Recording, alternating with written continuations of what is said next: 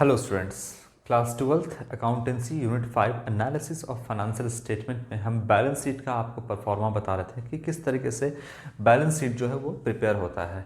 तो companies act 2013 part 1 schedule 3 के अंदर आपको बैलेंस शीट का एक फिक्स फॉर्मेट दिया गया है और उसी फिक्स फॉर्मेट के अकॉर्डिंग आपको बैलेंस शीट प्रिपेयर करना है। बैलेंस शीट में आपका हम बता रहे थे डी के गोयल के बुक से आपका बैलेंस शीट जो परफॉर्मा दिया है उसी को हम यहाँ पर एक्सप्लेन कर रहे थे। और इसमें सिर्फ आपको मेजर हेड्स जानना है कौन कौन सा है। जितना बुक में दिया है उतना सारा आपके सिलेबस में नहीं है, लेकिन फिर भी यहाँ पर हम सारी चीज़ों को समझ रहे हैं।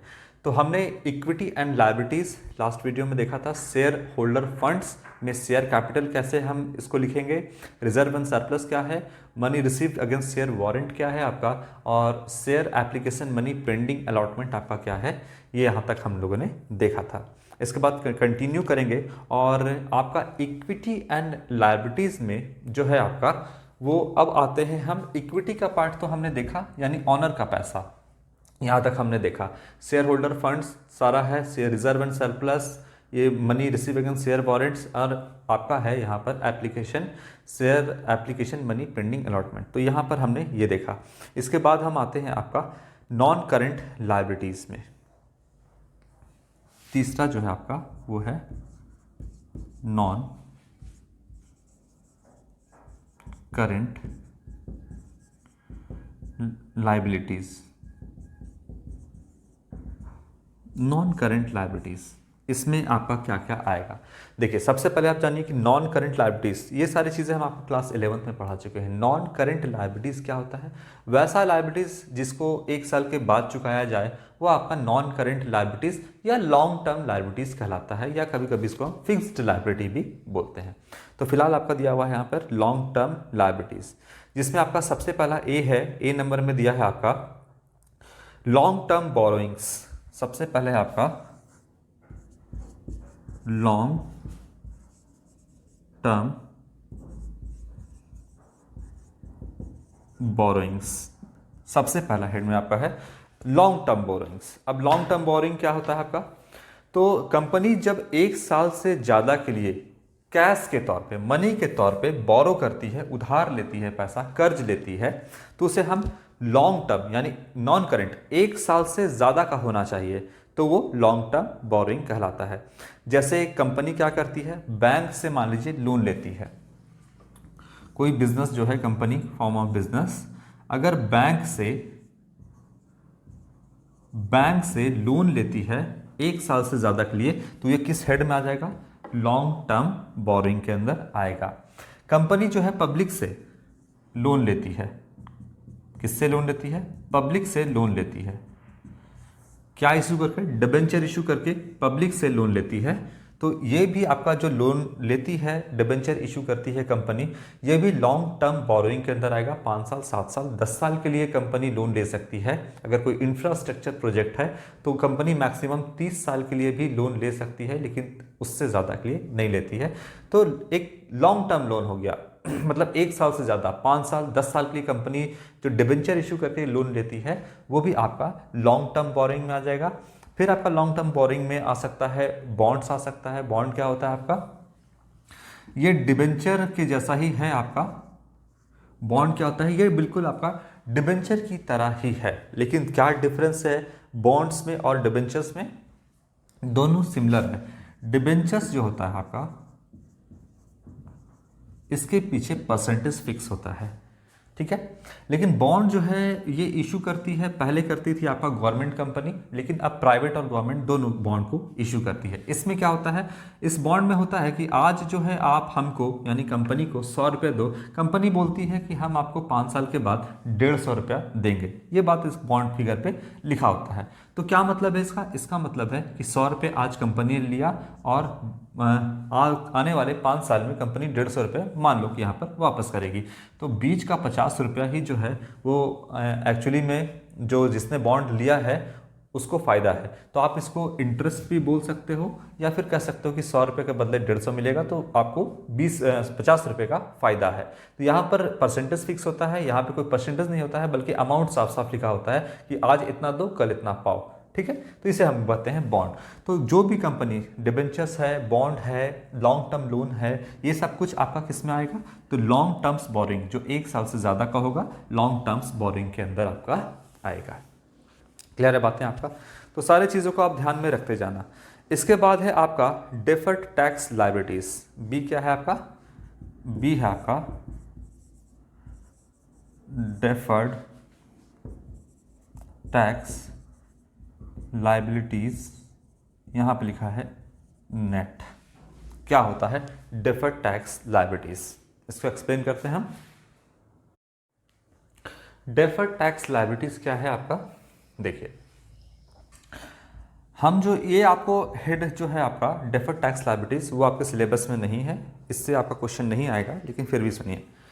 डिफर्ड टैक्स लायबिलिटीज वो होता है जैसे हम जो अकाउंटिंग कर रहे हैं, कॉरपोरेट अकाउंटिंग और जो इनकम टैक्स का अकाउंटिंग होता है, उन दोनों में डिफरेंस होता है, और इस डिफरेंस की वजह से जो टैक्स का लायबिलिटी है वो बढ़ सकता है। तो उन दोनों में डिफरेंस होने की वजह से अगर कोई टैक्स का लायबिलिटी बढ़ता है तो वो किस हेड में आएगा? डिफर्ड टैक्स लायबिलिटीज में आएगा। जैसे क्लास 11th में हम लोगों ने देखा कि 2 मेथड से हमने डेप्रिसिएशन कैलकुलेट किया। वैसे डेप्रिसिएशन को कैलकुलेट करने का बहुत सारा मेथड है, स्ट्रेट लाइन मेथड है, रिटन डाउन वैल्यू मेथड है, इंश्योरेंस पॉलिसी मेथड है, एन्युटी मेथड है, मशीन आवर रेट मेथड है, बहुत सारा है। लेकिन क्लास 11th में हम लोगों ने देखा straight line method and written down value method. तो इनकम टैक्स जो अप्रूव करता है वो रिटन डाउन वैल्यू मेथड को अप्रूव करता है, लेकिन कॉर्पोरेट में आप स्ट्रेट लाइन मेथड से भी बना सकते हो, डेप्रिसिएशन कैलकुलेट कर सकते हो। तो दोनों में डिफरेंस है। इनकम टैक्स अकाउंट जो है, इनकम टैक्स अकाउंटिंग जो है, या अकाउंट्स बनाते हो, इनकम टैक्स जो है आपका अकाउंटिंग, वो डिफरेंस है, और कॉर्पोरेट में जो आप अकाउंटिंग कर रहे हो वो डिफरेंस है। तो आपको तो इनकम टैक्स पे करना है अपने इनकम पर इनकम टैक्स में जो आपका अकाउंटिंग है उसमें अलग आपका कैलकुलेशन है, और आपका अकाउंटिंग जो है कॉर्पोरेट में उसका अलग आपका अकाउंटिंग है। तो दोनों में डिफरेंस है, और दोनों में डिफरेंस होने की वजह से हो सकता है कि बिजनेस का, कंपनी का जो टैक्स लायबिलिटी है वो बढ़ सकता है। तो अगर कोई टैक्स लायबिलिटी बढ़ता है तो वो डिफर्ड टैक्स लायबिलिटी में आपका आएगा। क्लियर है? इसको आपको जानना नहीं था, लेकिन फिर भी आप यहाँ पर समझिए बात को। इसके बाद तीसरा है other long term liabilities. C number कहता है आपका अदर लॉन्ग टर्म लायबिलिटीज। क्या होता है अदर लॉन्ग टर्म लायबिलिटीज? यहां पर देखिए,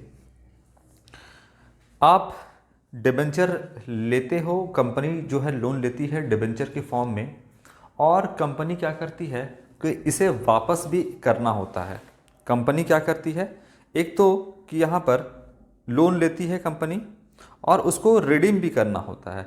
तो अगर आपका जो रिडम्पशन है, कंपनी अगर प्रीमियम पे करती है, यानी प्रीमियम पेबल और रिडम्पशन ऑफ डिबेंचर अगर रिडीम कर रही है और प्रीमियम पे कर रही है, जो केस मैंने आपको ऑलरेडी बता दिया है कि अगर कंपनी रिडीम कर रही है, अगर 100 रुपये का लोन ली है और कंपनी को 5 साल 10 साल के बाद 110 रुपये वापस करना है, यानी 10 रुपये एक्स्ट्रा प्रीमियम का वापस करना है, तो वो भी कंपनी के ऊपर एक लायबिलिटी ही है। लेकिन वो किस हेड में आएगा आपका?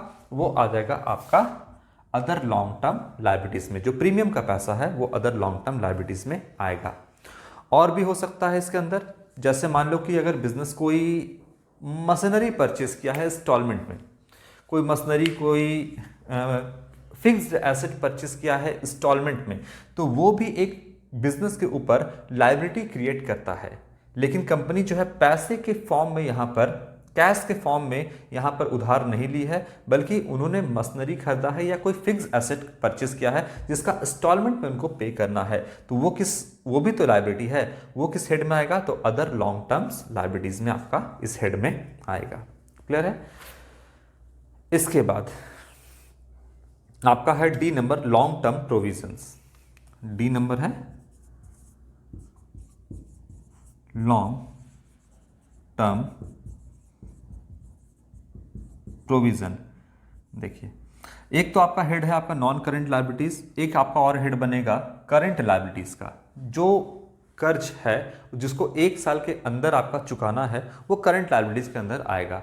तो एक यहां पर है long term provision, current liabilities में आपका एक शॉर्ट टर्म प्रोविज़न भी आएगा। तो लॉन्ग टर्म प्रोविज़न क्या है? प्रोविज़न मैंने आपको क्लास 11th में पढ़ाया था कि नॉन लायबिलिटीज़ के लिए जो बनता है वो प्रोविज़न बनता है। प्रोविज़न बनाना आपका मैंडेटरी होता है और चाहे प्रॉफिट हो चाहे लॉस हो, आपको प्रोविज़न बनाना ही होगा। और अगर बात करें प्रॉफिट एंड लॉस में क्या होता है, तो प्रोविज़न जो होता है वो चार्ज अगेंस्ट प्रॉफिट होता है। ये सब कुछ मैंने आपको बताया था। खैर, तो लॉन्ग टर्म प्रोविज़न क्या है? आपका मतलब यहाँ पर बिजनेस की अगर हम बात करें तो आपने सुना होगा एम्प्लॉयज़ प्रोविडेंट फंड। अब एम्प्लॉयज़ प्रोविडेंट फंड में एम्प्लॉय का भी कंट्रीब्यूशन होता है और एम्प्लॉयर का भी कंट्रीब्यूशन होता है। और ये पैसा एम्प्लॉयज़ प्रोविडेंट फंड में, जो कि बैलेंस शीट के लायबिलिटी साइड में दिखता है, यहाँ पर ये पैसा हर महीने जमा होते जाता है। कहाँ जमा होते जाता है? तो एम्प्लॉयज़ प्रोविडेंट फंड में। लेकिन उस फंड का पैसा, उस फंड जो है एम्प्लॉयज़ प्रोविडेंट फंड, उसका आप पैसा इस्तेमाल नहीं कर सकते।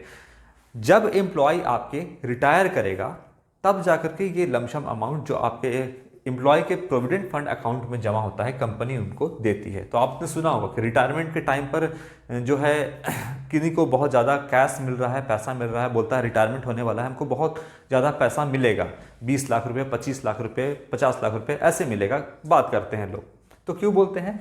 यही पैसा जो उनका एम्प्लॉयज़ प्रोविडेंट फंड में जमा होते जाता है, ये उनको at the time of retirement मिलता है।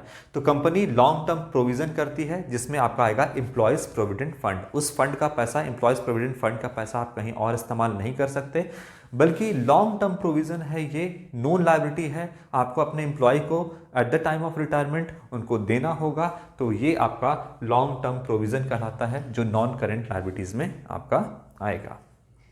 तो ये हो गया आपका। इसके बाद जो आपका हेड है वो है आपका करंट लायबिलिटीज़ का। 4th नंबर जो है आपका वो है करंट लायबिलिटीज़ का। ये हेड है आपका करंट लायबिलिटीज़ का हेड। क्या क्या हो गया इसमें? इक्विटी एंड लायबिलिटीज़ में शेयर होल्डर फंड। इसके बाद फिर आपका जो दूसरा है share application money pending allotment. तीसरा है नॉन करेंट लायबिलिटीज़, ये मैंने आपको बताया। और चौथा हेड जो इसके अंदर आएगा लायबिलिटीज़ के साइड में, वो है आपका करेंट लायबिलिटीज़। ठीक है, तो यहाँ तक हम देखे हैं। इसके बाद हम आपका नेक्स्ट वीडियो में नॉन करेंट लायबिलिटीज से डिस्कस करेंगे और फिर हम एसेट साइड में क्या क्या आएगा उसके बारे में डिस्कशन करेंगे। तो आज के लिए इतना ही। Thank you.